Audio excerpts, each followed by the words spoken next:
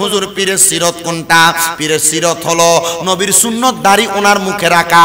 পীরের সিরত হলো 5 ওয়াক্ত নামাজ পড়া। পীরের সিরত হলো ফজরের নামাজের আগে তাহাজ্জুদ নামাজ পড়া।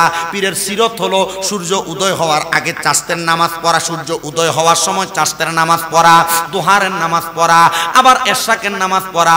পীরের সিরত হলো পীর যখন নামাজ আদায় করে মাগরিবের নামাজের পরে পীরে আওয়াবিনের সালাত আদায় করা, এমন ভাবে নফল ইবাদত করা, মাঝে মাঝে রোজা রাখা। পীরের সিরত অর্জন করার নাম হলো সিরতে ফানা। এই সুরত আর সিরতে কেউ যদি ফানা হয়ে যায় তার মানে সেই ব্যক্তি তার শায়েখ তার পীরকে খুশি করতে পারে।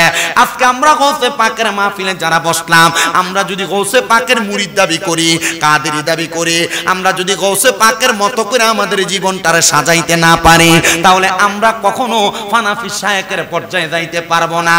এবার আপনারা বলেন, আমরা ফানাফি শায়েখের দরজায় যাওয়ার জন্য আমাদের পীর মাশায়েখদেরকে অনুসরণ করার দরকার আছে না? না।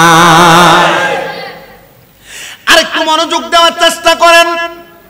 এই ফানাফি শায়েখের জগৎ যারা অর্জন করে, আপনার পীর যে আদর্শ গ্রহণ করে, বর্তমান বাংলাদেশে যত পীর মাশায়েখ আছে সব পীর মাশায়েখ একটা আদর্শ অনুসরণ করে, সেটা আর অন্য কোনো আদর্শ নয়। সেটা হলো আদর্শ মুহাম্মাদুর রাসূলুল্লাহ সাল্লাল্লাহু আলাইহি ওয়াসাল্লাম। ধরে কোন সুবহানাল্লাহ। লাকাদ কানা লাকুম ফি রাসূলিল্লাহি উসওয়াতুন হাসানা, এমন একটা আদর্শ যে আদর্শের মাঝে কোনো ত্রুটি নাই। তো যেই পীরেরা রাসূলের পাকের আদর্শ অনুসরণ করে তাদের জীবনটাকে সাজায়, ওই পীরের অনুসরণের মাধ্যমে কেউ যদি তার জীবনটাকে পীরের আদর্শের সাথে আদর্শটা মিলিয়ে ফেলে, তখন ওই ব্যক্তি পীরের চেহারার দিকে তাকাইলে, চোখটা বন্ধ করলে তার ওই চেহারার মাঝখানে সে রাসূলের পাকের সূরত, রাসূলের পাকের চেহারা দেখতে পাবে। জোরে বললেন না সুবহানাল্লাহ। এ আমার সুন্নি মুসলমানেরা, রাসূলের পাকের সূরত দেখার জন্য এমন একটা জীবন আপনাকে সাজাইতে হবে। হুজুর গৌসে পাক বলেন, আমি আমার জীবনে জঙ্গলার মধ্যে যাইয়া এমনও অনেক সময় মুরাকাবা করেছি যখন আমি পাতা বক্ষণ করেছি, পাতা আহার করেছি।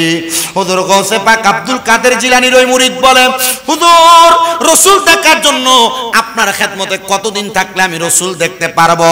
বলে, একদিন দুই দিন না, তুমি যদি চাও আমার দরবারে অনেক দিন পর্যন্ত থাকো, থাকার সময় তুমি রাসূল দেখতে পারবা।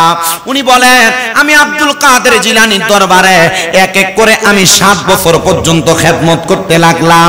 হুজুর আমাকে কোনো কাজ দেয় না, আমি হুজুর যেখানে যাই হুজুরের সাথে সাথে সেখানে যাই, হুজুর যেই কাজ করে আমি হুজুরকে কাজের মধ্যে সহযোগিতা করি। হে আব্দুল কাদের জিলানী, আপনি বলেন না আমাকে আপনি কখন রাসূল দেখাইবেন, আপনি আমার রাসূল দেখার ব্যবস্থা করে দেন। এবার গৌসে পাক আব্দুল কাদের জিলানী ওনাকে বলতেছে, বাবা তোমার বয়স সম্পর্কে আমাকে বলো। তিনি বলেন, আমার বয়স হলো 30 বছর। কত? বাবা তোমার বৈবাহিক অবস্থা কি? তিনি বলেন, হুজুর বিয়ে করব, রাসূল দেখার জন্য পাগল হয়ে গেছি, বিয়ে করার সময় নেই। মারহাবা বলেন।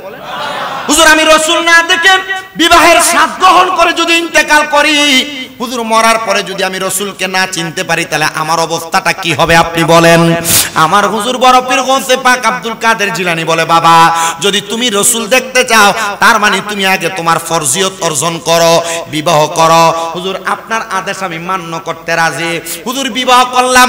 হুজুর গৌসে পাক আব্দুল কাদের জিলানী উনি ওনার ওই মুরিদকে বিবাহ করায়া ডাক দিয়ে বলতেছেন, বাবা এখন থেকে তুমি তোমার পরিবারকে সময় দাও, আমাকে যত সময় দিতা তার 2 ভাগ সময় তুমি তোমার পরিবারকে দাও, আর 1 ভাগ সময় আমি আব্দুল কাদেরের দরবারে দাও। উনি ওনার পরিবারকে 2 ভাগ সময় দেয়, গৌসে পাকের দরবারে 1 ভাগ সময় দেয়। ওনার দরবারে আসা যাওয়া করে। গৌসে পাকের ওই মুরিদের স্ত্রীর গর্ভের মধ্যে একটা সন্তান এখনো পর্যন্ত আসে না। উনি আবার গৌসে পাকের কাছে যায় আবদার করে, হুজুর গৌসে পাক আমার একটা সন্তান লাগবে। আপনারা বলেন সন্তান দেওয়ার মালিক কে? আল্লাহ। জোরে বলেন বলেন না, সন্তান দেওয়ার মালিক কে? পীর মাশায়েখ একদল হলো আত্তাকু ইলাইহিল ওয়াসিলা।